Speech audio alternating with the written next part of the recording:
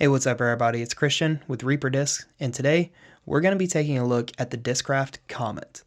The Comet is one of the older discs in the Discraft lineup. It's a classic, been around for quite a while, and it has found its way in and out of a multitude of different players' bags, and most notably being seen carving up wooded fairways by one Michael Johansson. So the Comet is a neutral to understable mid-range. It does have a slightly aggressive, sharp feeling bottom of the rim.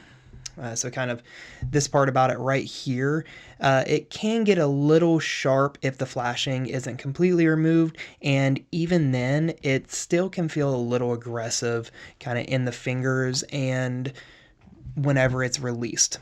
So it's just one thing to be mindful of. It is a beadless mid-range. It looks like it has like a micro bead on it, but for the most part, it doesn't have like a big obnoxious bead or anything like that. So if you're a beadless mid-range kind of person, definitely give the Comet a look.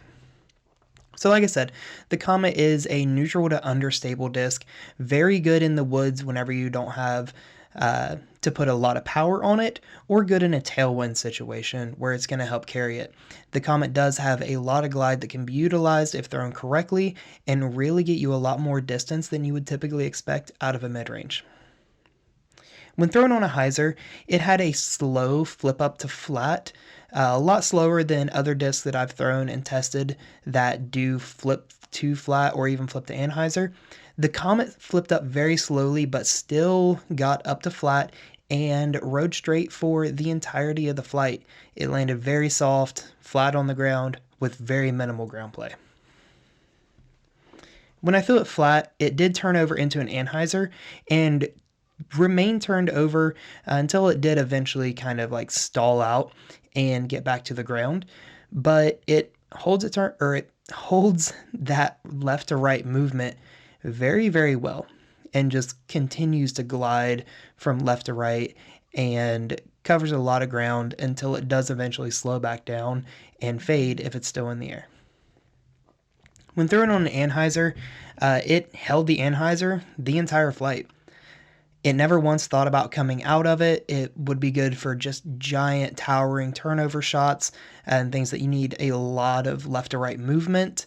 And the glide really helps out in that scenario. It really helps hold it and keep it moving to the right without ever threatening to get back over.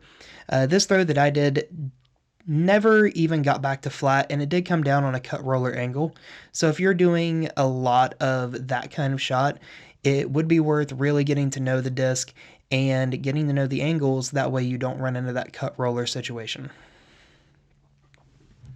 When thrown with a true power shot, it did flip up and turn over and essentially was just a giant turnover shot.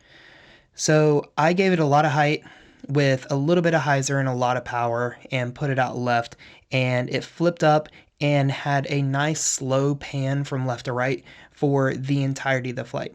And like I had said before, it does have a ton of glide, so you can count on it continuing to carry down the fairway and help get you that little bit of extra distance.